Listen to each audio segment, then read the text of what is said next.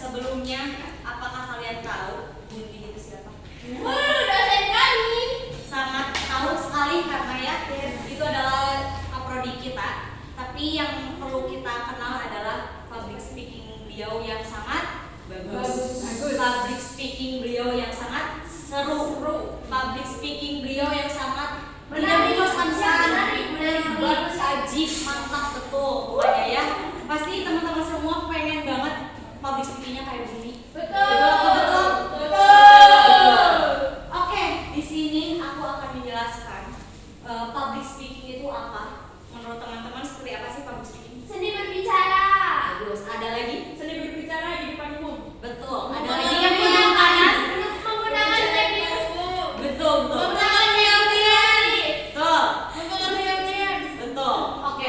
Jawaban teman-teman semua betul ya. Semuanya betul. Gak ada yang salah. Gak ada yang salah. Tapi di sini aku mau menjelaskan menurut beberapa pandangan public speaking itu seperti apa. Apa sih?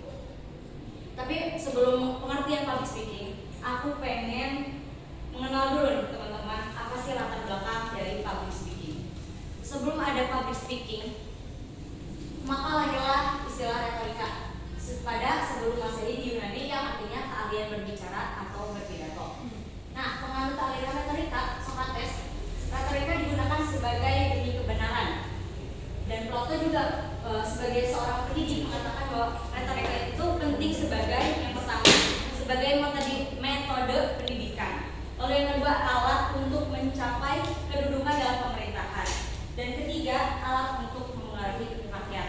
Tanpa kita sadari bahwasanya retorika itu sangat berperan penting banget untuk tiga hal yang tadi udah saya sampaikan. Nah, Aristoteles juga mengajarkan dalam retorika orang harus mengatakan dengan pertama jelas. Apanya sih yang jelas? Hubungan kita yang jelas? Bukan. Yang jelas artinya artikulasi dalam berbicara kita harus jelas, intonasi yang kita lakukan harus jelas, dan yang kedua harus singkat, nggak panjang, nggak pendek, istilahnya cukup. Betul. Kayak gitu. Lalu yang ketiga meyakinkan. Yakin sama Tuhan? Bukan. Tapi yakin atas apa yang kita sampaikan kepada audiens, apa yang kita informasikan kepada audiens. Ketika kita yakin, maka audiens pun secara tidak langsung akan yakin dengan apa yang kita sampaikan. Betul. Selanjutnya ada pengertian public speaking. Yang pertama secara bahasa. Public speaking berasal dari dua kata dalam bahasa Inggris, yaitu public dan speaking.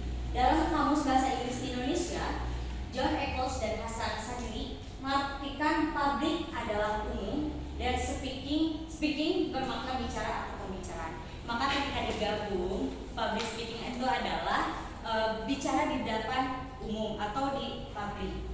Kemudian dalam Wikipedia, public speaking diartikan sebagai proses bicara kepada sekelompok orang dengan cara terstruktur yang disengaja dimaksudkan untuk menginformasikan, memengaruhi atau menghibur pendengar. Jadi bukan hanya informasi saja public speaking itu, tapi kita juga bisa mempengaruhi dan memberikan informasi serta memberi hiburan kepada audiens.